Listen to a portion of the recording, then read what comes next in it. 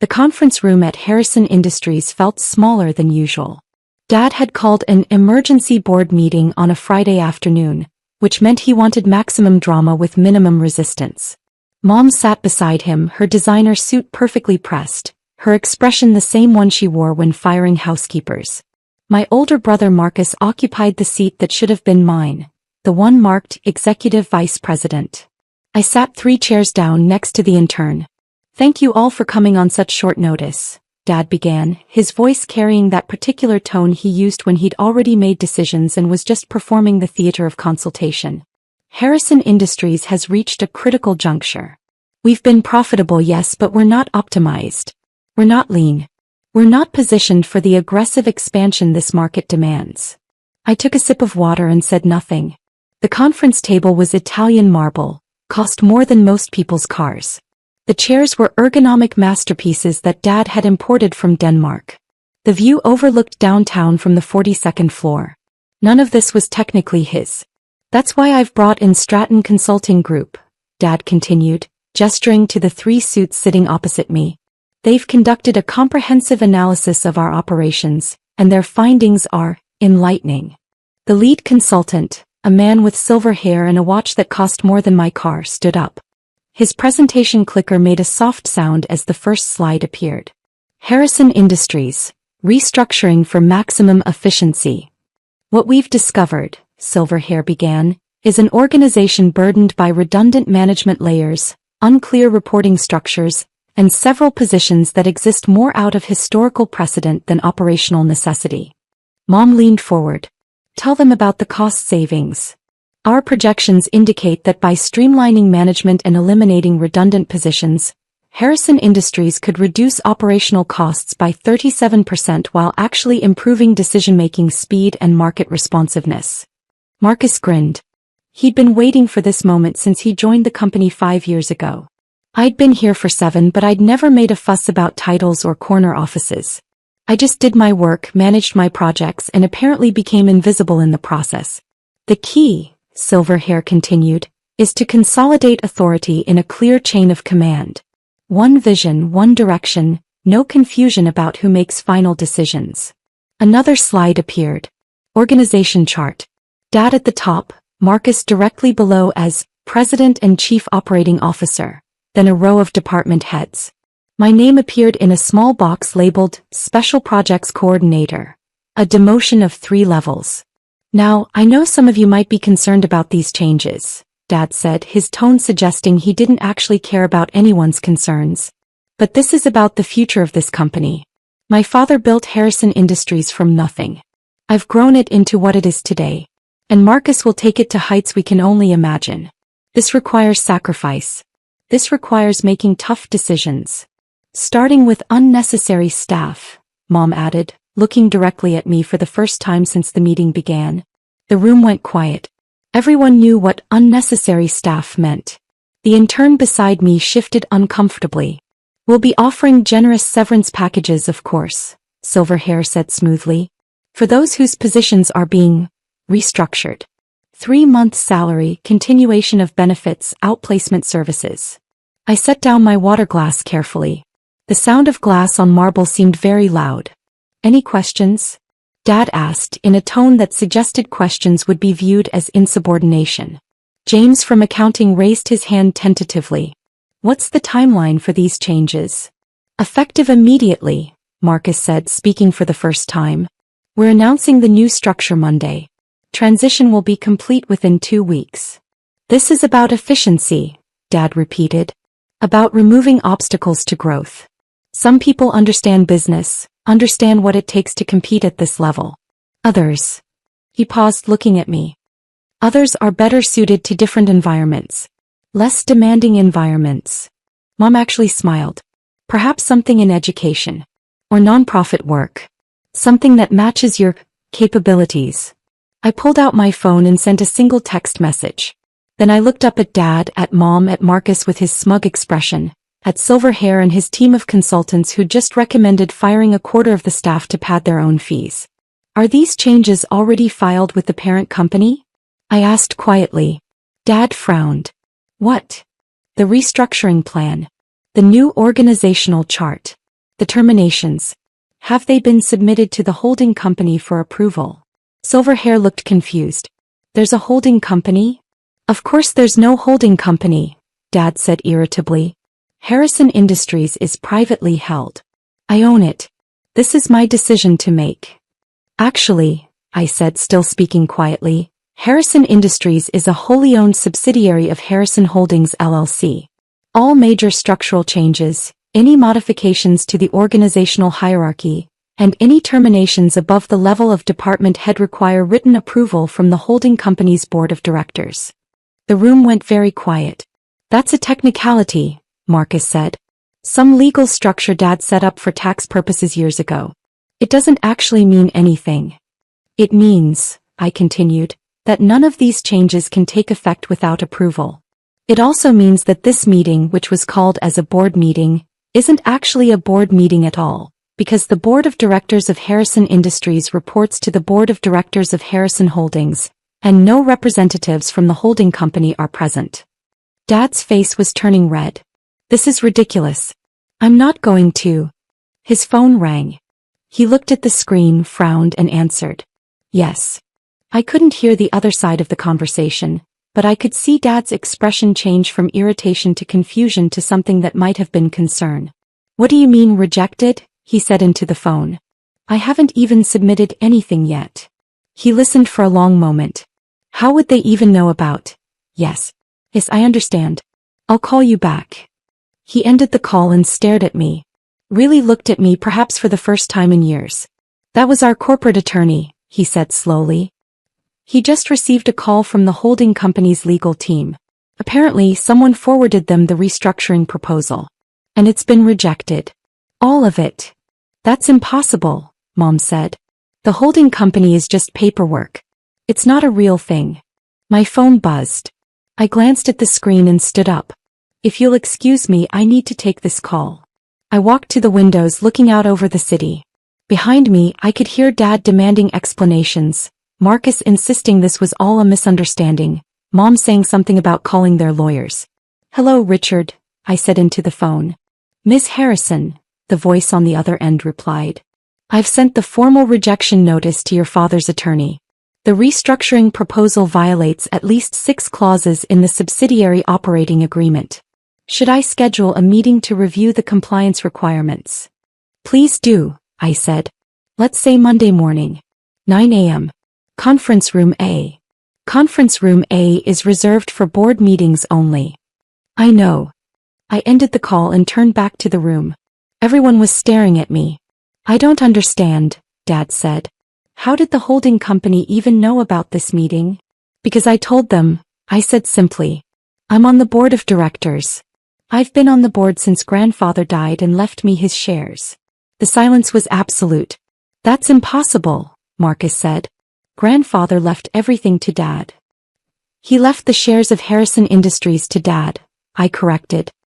He left the shares of Harrison Holdings to me. All of them. Silverhair was looking between his notes and me with growing alarm. When you say all of them, I mean I own 100% of Harrison Holdings LLC, which owns 100% of Harrison Industries.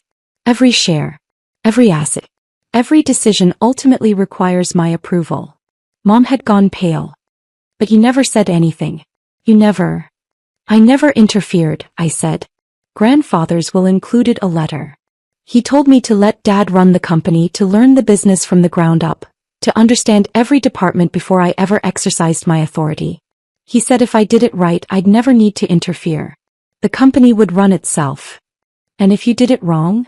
Dad asked quietly. Then I'd know exactly what needed to change when the time came. I walked back to my seat, but I didn't sit down. I stood behind the chair, my hands resting on the Danish ergonomic leather. For 7 years I've worked in this company. I've managed projects, coordinated teams, solved problems. I've watched how decisions get made, how people get treated, what gets prioritized and what gets ignored. I've learned a lot. You've been spying, Marcus accused. I've been learning. There's a difference. I looked at Silverhair. Your consulting firm was hired without proper authorization. The holding company requires competitive bids for any consulting contracts over $50,000. Your engagement letter was for $300,000. That contract is void. Silverhair stood up. We have a signed agreement with Harrison Industries, which lacks the authority to enter into contracts of that size without holding company approval. Check your contract. Section 12. It's standard boilerplate, but it matters. You'll receive a kill fee for work performed to date, but your recommendations are rejected and your services are no longer required. The three consultants looked at each other, then began packing their materials. They left without another word. Now wait just a minute, Dad started. The restructuring plan is rejected, I said. Not just rejected, it's prohibited. The holding company's operating agreement specifically forbids any changes to executive compensation, organizational structure, or staffing levels that would interfere with the subsidiary's operational independence without board approval. And since I am the board and I don't approve, it's not happening. This is insane, Mom said. You can't just. I can actually. But I don't want to. I don't want to run Harrison Industries. I don't want Dad's job or Marcus's job. I just want to do my work without being called unnecessary staff in a room full of my colleagues. The remaining employees around the table were very carefully not looking at anyone. However, I continued, since this meeting has made it clear that there are some fundamental misunderstandings about corporate governance and authority, we need to address them. Effective immediately, all executive decisions above department head level will be reviewed by the holding company's legal team before implementation. This includes hiring, firing, compensation changes, capital expenditures over $100,000, and any contracts with outside consultants. You're putting us in handcuffs, Marcus said. I'm ensuring compliance with the corporate structure that's been in place for 7 years. The structure you all apparently forgot existed. Dad's phone rang again. He looked at it, didn't answer. That's probably Richard again, I said. Our corporate attorney. He's very thorough. He'll want to schedule a comprehensive review of all major decisions made in the last 3 years to ensure they were properly authorized. Some of them might need to be ratified retroactively. Some of them might need to be corrected. Corrected how? Dad asked. Well, for example, the compensation package Marcus received when he was promoted to executive vice president. That was a 40% increase, plus equity grants, plus a company car. All of that required holding company approval. None of that received holding company approval. Marcus went pale. I'm not saying it won't be approved, I added. I'm just saying it needs to go through the proper channels. Everything needs to go through the proper channels. That's how corporate governance works. Mom stood up suddenly. This is ridiculous. You can't treat your father this way. After everything he's done for you. What has he done for me? I asked, genuinely curious. Given me a job? Paid me a salary? That's not a gift, that's employment. I work hard, I deliver results, I've earned every dollar. What I haven't earned is being called unnecessary staff in front of my colleagues because Dad wanted to give Marcus a bigger empire to rule. That's not what this was about, Dad said, but his voice lacked conviction. No? Then what was it about? Efficiency? We're profitable. We're growing. Customer satisfaction is at an all-time high. The efficiency problem only exists in Silverhair's PowerPoint presentation. This was about consolidating power, eliminating anyone who might question decisions, and creating a clear path for Marcus to take over without any complications. I looked at my brother. He was staring at the table. I'm not the complication, Marcus. The complication is that you want to run a company you don't own, report to no one, and make decisions without oversight. That's not how this works. My phone buzzed again. I glanced at it. That's Richard. He needs me to sign off on some documents. The board meeting, the actual board meeting of Harrison Holdings, is scheduled for Monday at 9 a.m. All executive leadership of Harrison Industries is required to attend. We'll be reviewing the subsidiary operating agreement, discussing compliance requirements, and establishing new protocols for major decisions. I picked up my bag. One more thing, I said. That office you're sitting in, Dad? It's a beautiful office. Corner view, private bathroom, that ridiculous mahogany desk that cost $40,000. The lease is in the holding company's name. So is the lease for this entire floor. So is the lease for the company apartments, the executive parking spaces, and the corporate jet that Marcus has been using for weekend trips to Miami. I walked toward the door, then paused and turned back. I'm not taking any of that away. I'm not interested in being petty. But I want you to remember, every single day, that everything you think you own, every bit of authority you think you have, exists because I allow it to exist. Not because you earned it. Not because you deserve it. Because I choose not to interfere. Why? Dad asked. Why would you let us believe we were in control? Because grandfather asked me to. Because I wanted to learn.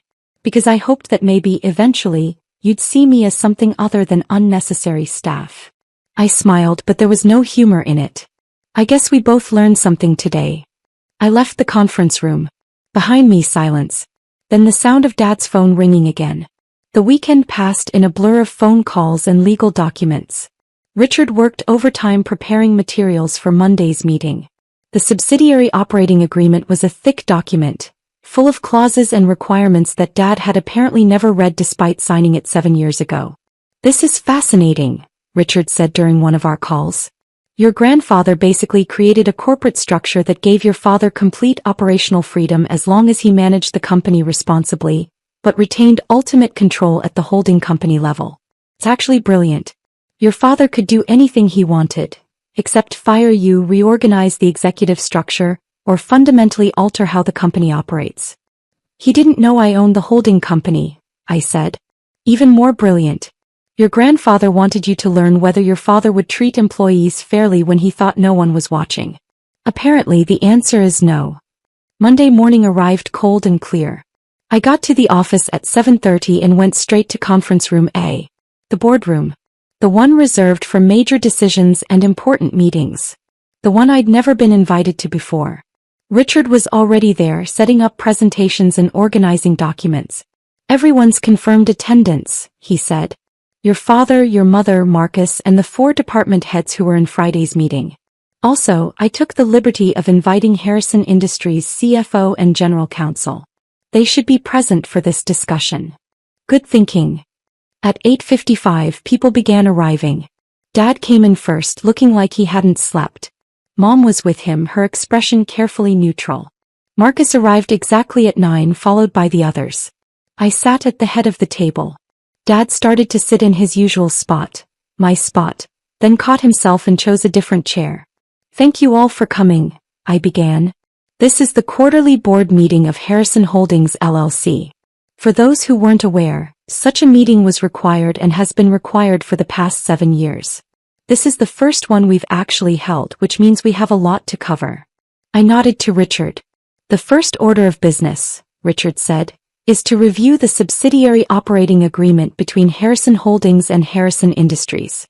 I'm distributing copies now. Please turn to page 12, section 4.3. Papers rustled. People read. I watched their faces as they began to understand the implications. As you can see, Richard continued, all major operational decisions require holding company approval.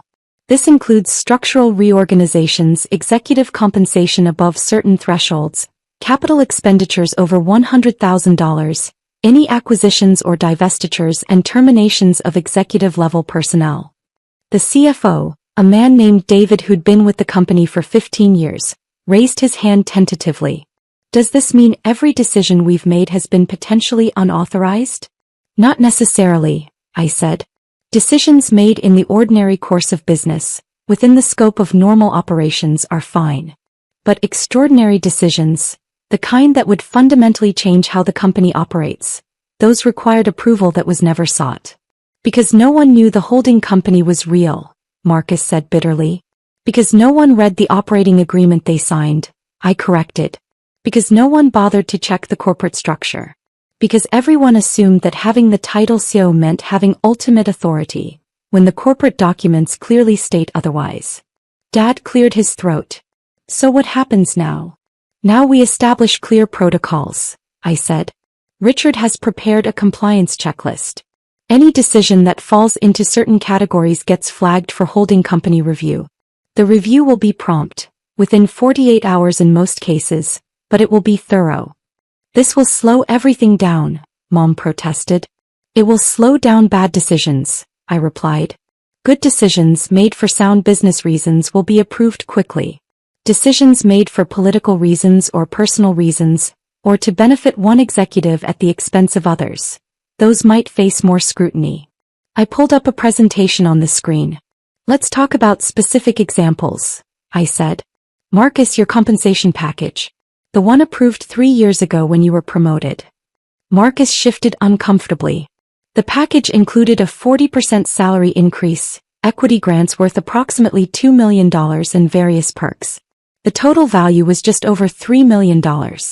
According to the operating agreement, any compensation package over $500,000 requires holding company approval. Dad approved it, Marcus said. Dad approved it as CEO of Harrison Industries. But Harrison Industries lacks the authority to approve it without holding company sign-off. Which means technically the compensation package was never properly authorized. The room went very quiet. However, I continued, I've reviewed the justification for the package. Marcus had delivered strong results in his previous role. The compensation was within market ranges for similar positions. So I'm retroactively approving it as of today. Marcus blinked. You're approving it? I'm approving it because it was justified. That's how this works. Good decisions get approved. Bad decisions get rejected. It's not personal. It's business. I moved to the next slide. Now let's talk about the restructuring plan.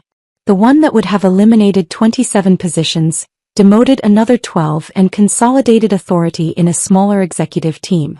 The one that would have saved 37% in operational costs. I pulled up a different analysis, one Richard and I had worked on over the weekend. Here's what that restructuring actually would have done. Eliminated most of our institutional knowledge, created bottlenecks in decision-making, reduced our ability to respond to customer needs, and damaged morale throughout the company. The 37% cost savings was based on salary reductions, but it didn't account for decreased productivity, increased turnover, or the cost of rebuilding teams after the mass exodus that would have followed. Silverhair's presentation appeared next to mine, the contrast obvious. The consulting firm, I said, was paid to deliver a specific outcome, justify a predetermined decision to consolidate power. They weren't paid to assess what was actually best for the company. That's why their engagement is terminated. Dad was staring at the analysis. How did you put this together in 2 days? I didn't. I've been tracking efficiency metrics for 3 years. I knew exactly what the impact would be because I've modeled it before. Did you know we almost did this same restructuring in 2022? You got within one signature of pulling the trigger. I convinced James in accounting to delay the final paperwork until you got distracted by another project. The CFO, David, actually laughed, then tried to cover it with a cough. The point, I said, is that I've been here. I've been watching. I've been learning. And I've been protecting this company from bad decisions quietly without anyone knowing, because that's what grandfather asked me to do. I stood up and walked to the windows looking out over the city.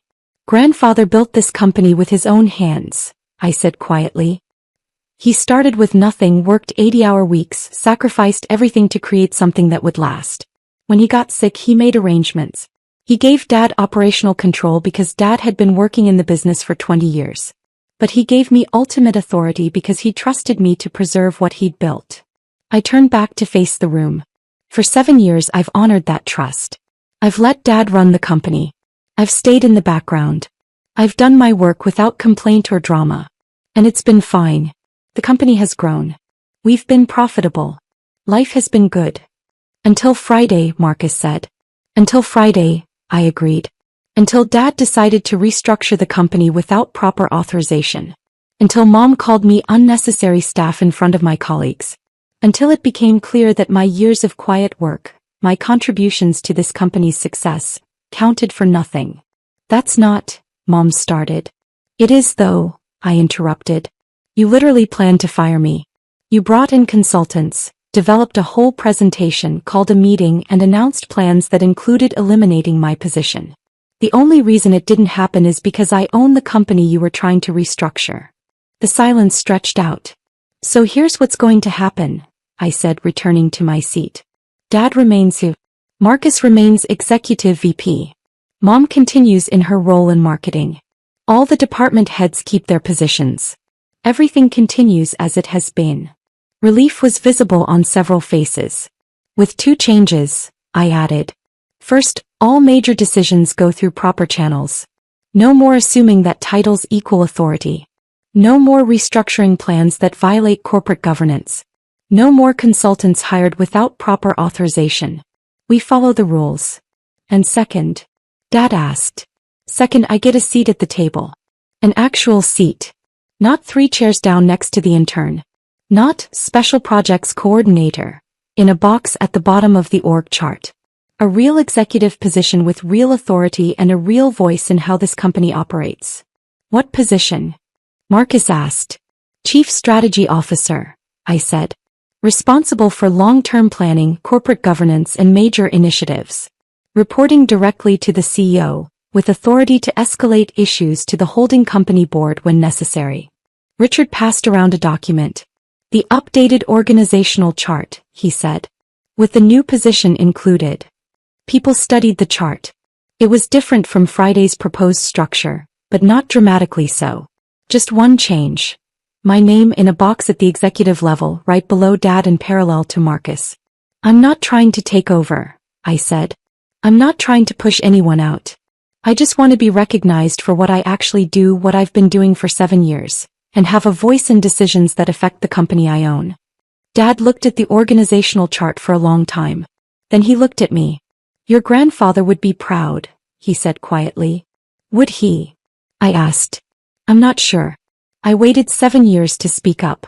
I let you call me unnecessary staff before I showed my hand. Maybe he would have wanted me to be stronger earlier. Maybe he would have wanted me to take control years ago. No, Dad said. He wanted you to learn. He told me that once, right before he died. He said you were smart but untested. He said you needed to understand the business from the inside before you could ever lead it. I didn't know what he meant at the time. I thought he was just rambling. He wasn't rambling, I said. He was teaching. Both of us. Mom spoke for the first time in several minutes. I'm sorry, she said. For what I said on Friday. It was cruel and it was wrong. It was honest, I replied. You believed I was unnecessary. A lot of people probably believe that. I've worked hard to be invisible, to let other people take credit, to support without demanding recognition. That was my choice. But it stops now. I looked around the table. Any questions about the new structure? Any concerns about the compliance protocols? David, the CFO, raised his hand. The 48-hour review period for major decisions. Will that include access to holding company resources? Strategic analysis, market research, that sort of thing? Absolutely, I said. The holding company has resources that Harrison Industries doesn't. Financial modeling, legal expertise, strategic partnerships. All of that becomes available for properly submitted requests. That actually sounds useful, David admitted. It is useful, I said. That's the point. Corporate governance isn't just about oversight. It's about support. It's about making better decisions by having more information and more perspectives. The meeting continued for another hour. We reviewed financial reports, discussed upcoming projects, established new protocols. It was, in many ways, exactly the kind of meeting we should have been having for the past 7 years. As people filed out, Dad lingered. I really am sorry, he said. Not just for Friday. For not seeing you. For not understanding what you were doing all these years. You saw me, I said. You just saw someone who wasn't causing problems, who didn't demand attention, who did their work quietly. You saw exactly what I wanted you to see. Why? Because grandfather asked me to. Because I wanted to know if the company could run itself without my interference. Because I wanted to learn everything before I changed anything. I paused. And because I wanted to know if you'd value me for my work or just my name. And now you know. How I know. Dad nodded slowly. Chief Strategy Officer. That's a good title. A real position. You'll do well. I've been doing well for 7 years, I reminded him. Now people will just know about it. He left. I stayed in the conference room looking at the empty chairs, the documents spread across the table, the organizational chart with my name finally in its proper place. My phone buzzed. A text from Richard. Congratulations. Your grandfather would indeed be proud. Maybe he would be. Maybe he'd planned this whole thing. The secret ownership, the years of quiet observation, the eventual confrontation. Maybe he'd known exactly what would happen when push came to shove. Or maybe he'd just given me the tools and trusted me to figure out how to use them. Either way, I'd learned my lesson. I'd learned how to lead by first learning how to follow. I'd learned how to command by first learning how to serve. I'd learned how to take control by first learning how to let go. And I'd learned that sometimes the most powerful thing you can do is stay silent and wait for the right moment to speak. That moment had come. That moment had passed. And everything had changed. I gathered my materials and headed to my new office. The one Marcus had been using as a storage room for the past 2 years. It needed cleaning, needed furniture, needed everything. But it was mine. Earned, not given. Fought for, not inherited. And that made all the difference.